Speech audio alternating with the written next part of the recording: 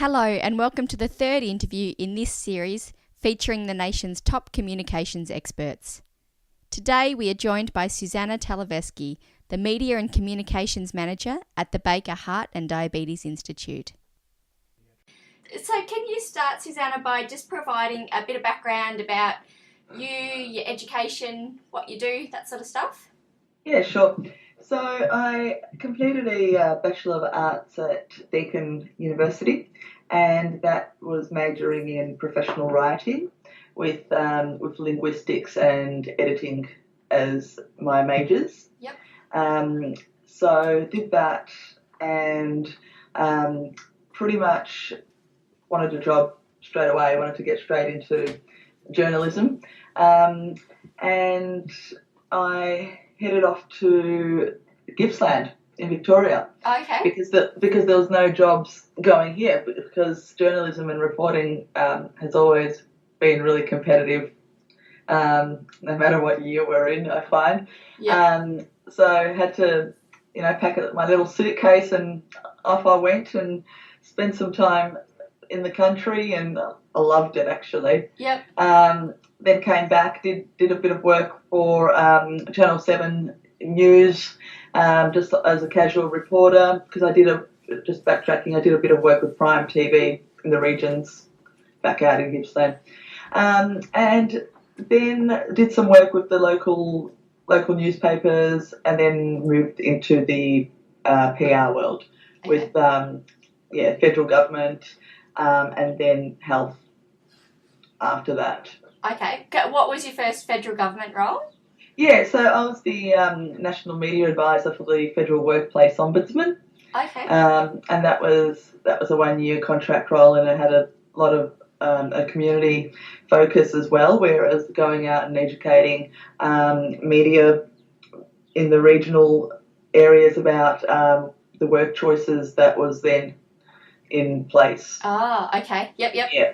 So it wasn't a very popular job, but but it taught me a lot about, the other side of media. So you would describe yourself as a PR person? That role I think it's a bit of a difference. PR sort of encompasses a broader range of a brief rather than just media placement when you're a media advisor. Yep. So, I guess I would. Okay. Yeah. All right. Most of the people I've spoken to who are in PR seem to have had a start as a journalist. Yeah. So, that's in keeping with that. I think it's really helpful to have done that, because you can see the other side when you're working. You can see the other side of the coin, and you've got a much stronger grasp for what reporters expect and what they want. So you're not wasting their time, they're not wasting yours. And also a lot of the contacts that I built up when I was a reporter, I still have them. Oh, okay. And it makes placing stories for your organisation that much easier, because people already trust you and know that you're not going to be wasting their time by sending them countless amount of emails that look like spam. Yep. They know that if an email comes with your name, it might be a good idea to open it. Yeah, so you're a known quantity. Yeah. Yeah. I was going to ask you, within the field of communications, there's obviously lots of different terms that are used, and often they're used interchangeably. So I noticed you're listed for the Baker Institute. You work as a Media and Communications Advisor. So it's Media and Communications Manager. Manager, okay, yep. Yep.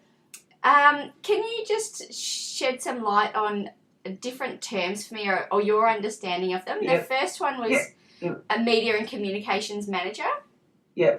So sometimes they are interchangeable, and a lot of the jobs that you'll see advertised really require you to delve into the PD properly to see what you're going to be doing exactly. Yeah. Because the language does change. But media and communications, I think about that as working in producing proactive and reactive media. So writing those media releases that are, sharing in the good news, and then also writing those media statements where something bad has happened or it's a crisis communication Yep. scenario, and they assist in drafting key messages and also other internal public publications as required, the internal newsletter. So media and communications, it's not just media on its own. You provide communication support to a number of other units in the organisation. So it's internal as well as external? I would say so, yeah. Yep. If it's got communications at the end of it, then I would say that would be the expectation. Okay, yep. In your mind, is there a distinction between that and, say, a traditional public relations practitioner? Yeah, I think it's the language. The public relations practitioner tends to be used by consulting agencies, people that go out and, deal with the public and get their media out that way. So I would say it's someone that works in an agency or a consultancy. Okay. And community relations advisor, is that the same thing but tweaked slightly? No, that's very different. Okay. Yeah, so community relations advisor would be someone that goes out and works with actual community groups to get the company's message across. Maybe someone, for example, that deals with the local Rotary. Okay. The Lions Club. Their primary role is to drive the brand and also to support fundraising a lot of the time.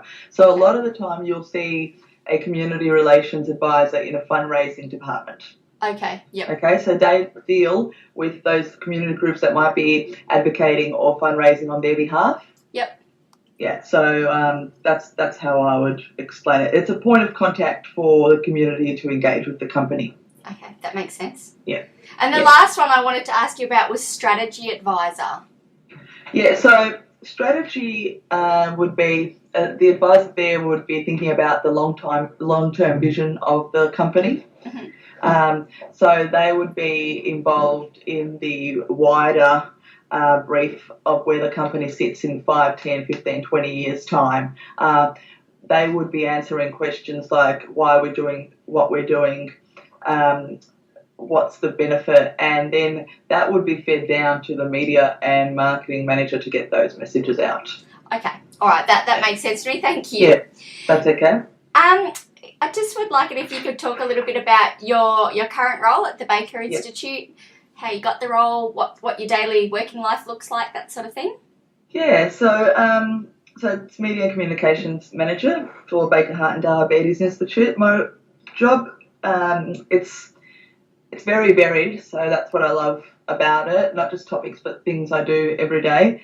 It's basically contributing to the development of highly effective communication strategies in respect to internal and external stakeholders. So our internal stakeholders for me would be our scientists and researchers, communicating with them about the need for media placement, the need for succinct branding, consistent branding, and why that should be the case. I also work on our internal publications, getting them the content for that. I work with my colleague. I draft media releases. I help the fundraising team with their appeals in terms of getting some media stories for them, and it's making sure primarily that the work of the scientists here at the Baker is translated into meaningful language for everyday people. Yeah. Because a lot of the fundraising might rely on us being able to get those messages out to the media and other forms of communication. So we try to bring to life the research that will hopefully in the near future have an impact on reducing rates of cardiovascular disease, diabetes, and obesity. So that's what my purpose is, and I do that through various means of communication. Yep, that makes sense. What are the most rewarding aspects of your role? I think some of those aspects might be just seeing the exciting developments that are happening in the world of medicine and health, and being at the forefront of that, and seeing how hard people are working to make that happen. And then it's my responsibility to be able to put that into some meaningful language that translates that work to the common everyday person. Yeah. So that's definitely a highlight, being part of all that. Yeah, part of that process. Yeah, exactly. What are some of the more challenging aspects of your role? Well, dealing with academics, professors, scientists, and researchers can sometimes come with their own challenges. They speak a different language to an everyday person. Luckily for me, I came through from the world of health prior, so I did have experience in terms of medicine, and I worked in a centre an organisation where cardiology was a big part of my life, so I got some of that. But still, research is a completely different environment altogether. So sometimes there's language barriers, so that can be challenging. So I always try and tell them to explain it. Their work like they're talking to a 10-year-old, and that works. And then it's also, there can be challenges in terms of how they see their work being represented, and how the media might want to represent it. They're more about a high level presentation where the media wants to completely dumb it down. Yes. And it's sometimes trying to reach that happy medium by saying the only way your work can perhaps progress in terms of getting more funding or being recognised is if we put it down to this level. Yep. And that's your starting point, and then we can get through to other publications or what have you. Look, most of the time you can reach a happy medium, but in any workplace you're at, there's going to be challenging situations and individuals, and as long as you win more than you lose, you should be okay. Then there's some compromise. Yeah, exactly. Yeah. Just looking at your career more broadly to date, can you explain for me some of the highlights that you've experienced so far? Yeah. I suppose I spent 5 years working at Monash Health, and I was part of the original team that had the idea for the Monash Children's Hospital. So I was involved in from the start in implementing the communication strategy for that new hospital that just opened last year, I think it was now.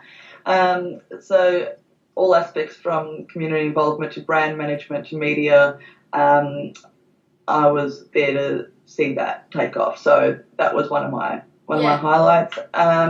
Another one would probably be producing television program called Heart Starters.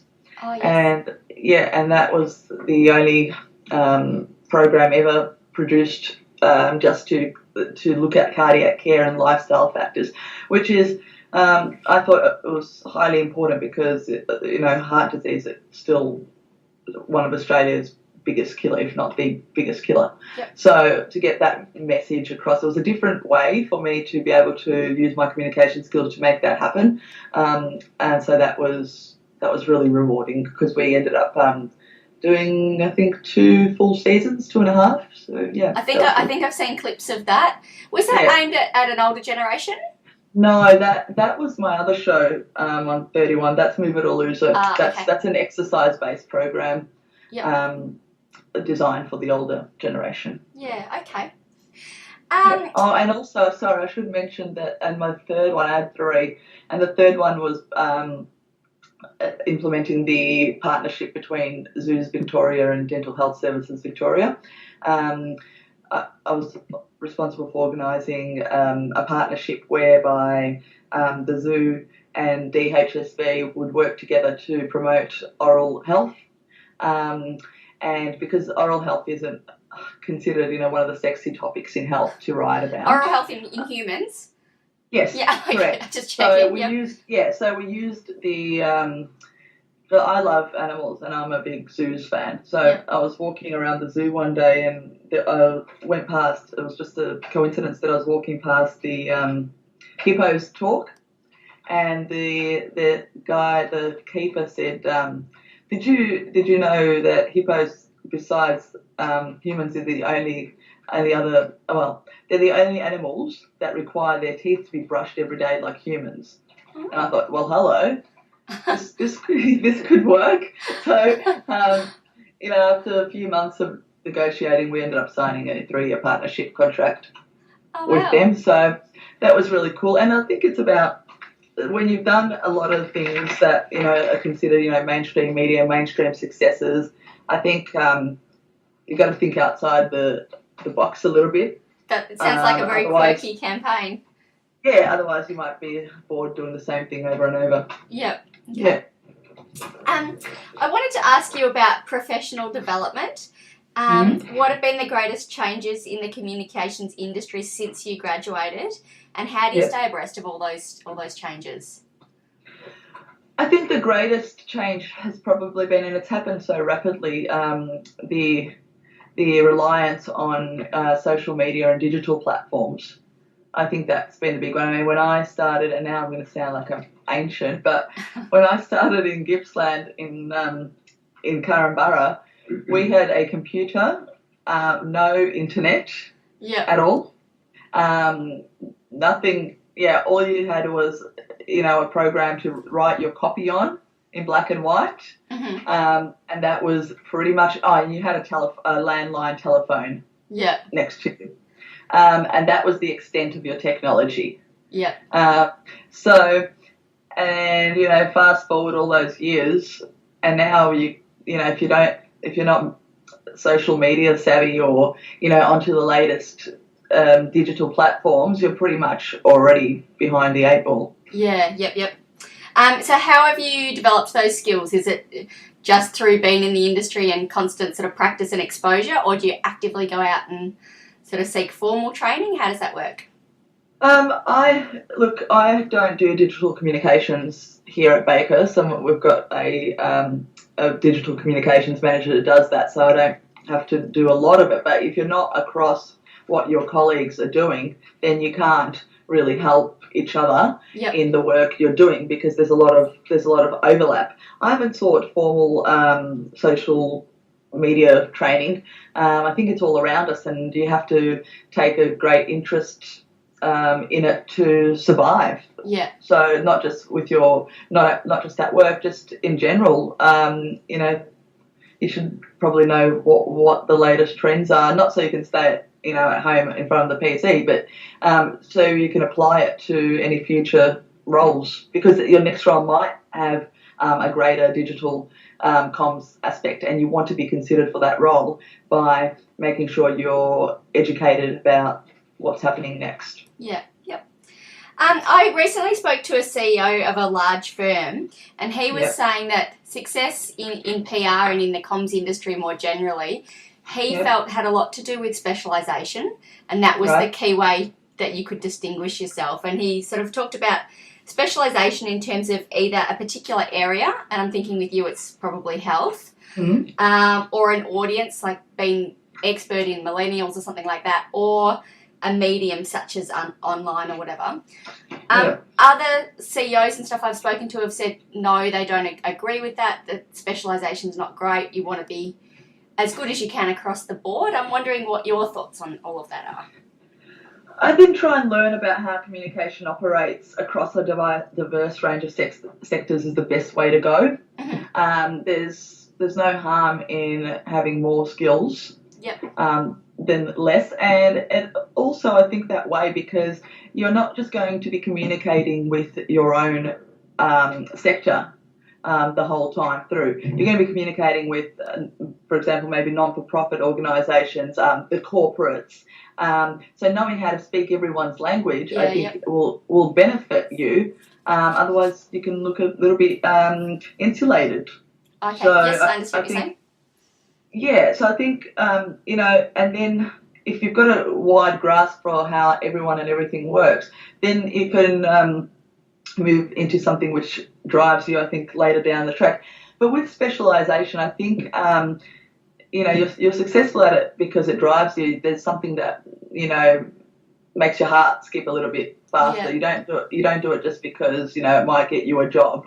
Okay. You know what I mean? And sometimes you don't choose the specialisation. I find like it chooses you, and many doors open from there. I didn't know anything about working in health when I joined Monash Health. Oh, okay. At all.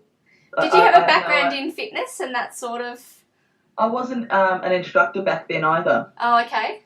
I was all came together at the same time in my first few years at Monash. So, and I had no idea about how health worked. In the first few weeks, I thought, oh, my God, I'm never going to learn any of this. There's just too much to learn. And now I just keep going back to it because it's just, I love it. Yeah, yep. So it's evolved naturally. It wasn't a constructed kind of... No, not at all. Yeah. Not at all. No. Okay. I mean, I spent a year doing marketing and leading the marketing and fundraising team for Good Shepherd, the not-for-profit group in Melbourne. Mm-hmm. And again, that was a really different environment. The federal government obviously was very different in terms of the way you craft releases and the language you use. Health, again, is very different.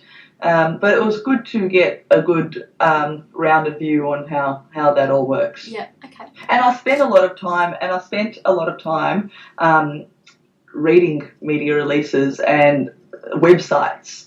When I was at uni or when I finished and I was looking for work, because that also gives you an indication on the different forms of language and why they choose to communicate with you one way over another. Yeah, okay, makes sense. Obviously, public health is sort of one of your key areas, although you've clearly done other things.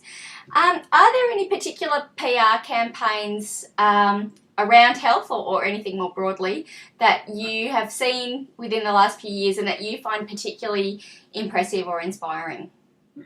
Yeah, well, it's not in Australia, but they've got wide reach with Les Mills International, the group responsible for the fitness. Yep. I think they're quite an impressive company which has been at the top of its game for 50 years, not just because they say, here's your exercise programs, now go away and teach them. Their communication is really good in terms of them being able to have a really wide reach into the community.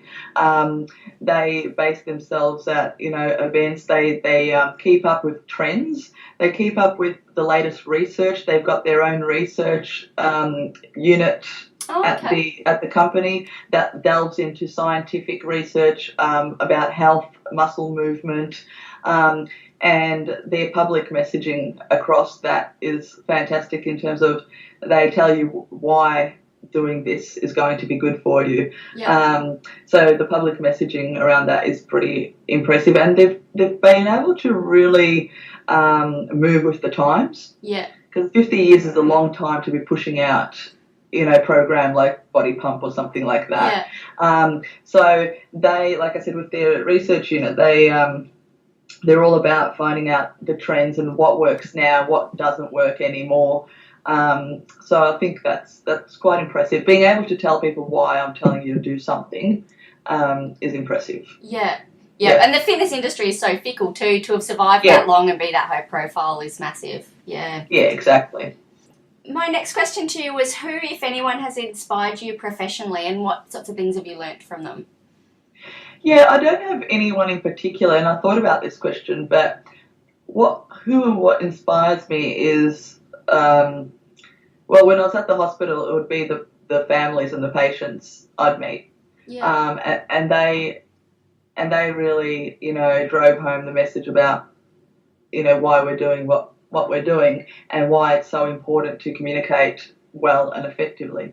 Here, who drives me, I think it's the work of our talented scientists. And I feel privileged that I've been given the role in being able to hopefully effectively translate what they're doing to the general public. Yeah. So, and that is I think that's a job that you've got to do it quite carefully, because you don't want to give anyone out there false hope about what you're saying. So that's why I tend to, when I've got a story coming out, I have a pretty long discussion after the interviews with the reporter, and we tend to stick away from, comments like cure, breakthrough. It might be a breakthrough I can deal with if it is, but we won't like, in the press, a headline saying there's a cure for this and a cure for that, and this is now no longer an issue, because you just got to pick your words so carefully, because it can just give someone false hope, and just totally, it's a nightmare for them. And these people's struggles with their health is real, and you can't go into, a job like this just saying, well, it's a 9 to 5 job, and, if someone wants to think it's a cure, well, good, we'll get more media. It's not about getting more media, it's about being responsible with your language. Yep. And I think that's something, unfortunately, in my opinion, many places get wrong. Okay. It is a big issue with responsibility in messaging and language. Yep. And I think that's something, as a whole, as an industry as a whole, communicators, there needs to be a greater emphasis on that in the future. That's interesting, because PR is certainly seen as a bit of a dark art, and people think of it as being deceptive and manipulative and all that sort of stuff. So the fact that you say that there is massive responsibility in your wording and the weight that certain messages carry and stuff, particularly interesting with health.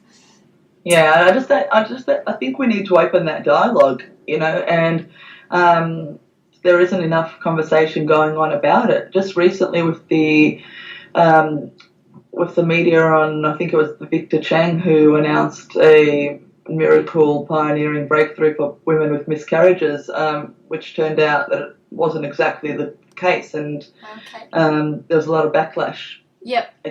Against them. Yeah. Yeah. So PR done badly is quite detrimental. Absolutely, and it stays with you for a very long time. Yeah. If you go to an interview, if you do something like that, and you go to an interview for your next job, and someone puts 2 and 2 together about what years you were there, the question might come up was, were you there when? Yeah. Okay. Yeah. So yeah, just responsibility with words is important. Yeah. Yep. Okay, well, we've probably already touched on this, but can you tell me what you think are the hallmarks of an exceptional communications professional? I think the ability to adapt, the ability to be comfortable with most situations and not be too rigid in your expectations, because with communications with the media, and especially if you want to go down the road of focusing on media relations, you just don't know what's coming up. You don't know what's coming around the corner. So every day is going to be different, and you're going to have to be really quick on your feet. You're going to have to be agile. You're going to have to, be a bit of a shapeshifter. Yep. So just the ability to adapt and have a really curious mind. Don't be afraid to ask all the dumb questions. Okay, that's reassuring. Because that's how you're going to get to the bottom of what is actually trying to be communicated. I don't know if you're responsible for any hiring in your particular role, but if you are, what sort of things do you look for in a graduate? Obviously, a lot of graduates have got their CVs are probably fairly comparable in terms of, their grades and their experience and that sort of thing. How would a graduate or an aspirant distinguish themselves in your eyes? Yeah, so I don't hire in this role, but I have in most of my other ones, and I usually look for someone that's done some work experience. Mm-hmm. And someone that doesn't have their expectations set too high in terms of their first or second role. Someone that's willing to get down, do the groundwork, and really find out, what it's like to be in the industry. And I think the best way you can do that is just by calling around and doing a couple of months here, a couple of months there, especially if you're having trouble finding work. Mm-hmm. It really shows initiative, shows that you're really passionate about, your field. Yeah. Other than that, I suppose, look, sometimes when you're doing interviews, personality can play a long way. I look for someone that's willing to accept that every day is going to be different. Someone that is not a direct clock watcher. Mm-hmm. Like I'm starting at 8:59 and leaving at 4:55 kind of thing. Mm-hmm. Because in the world of media and communications, things break straight away, like news breaks straight away, and we need someone that's going to be flexible with their time. So it doesn't mean, you have to sit here for 8 hours, but the work needs to be done, and that doesn't matter if it's, 3 hours here, 2 hours at home. But we're looking for someone with flexibility, someone that's got a passion about, why they've chosen to work here, and someone that can get along with the rest of the staff as well helps.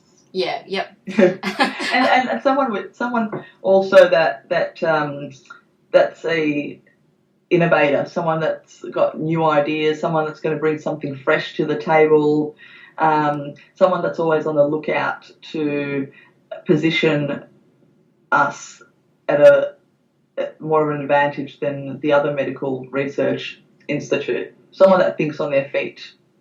Okay, that all makes sense. Yeah.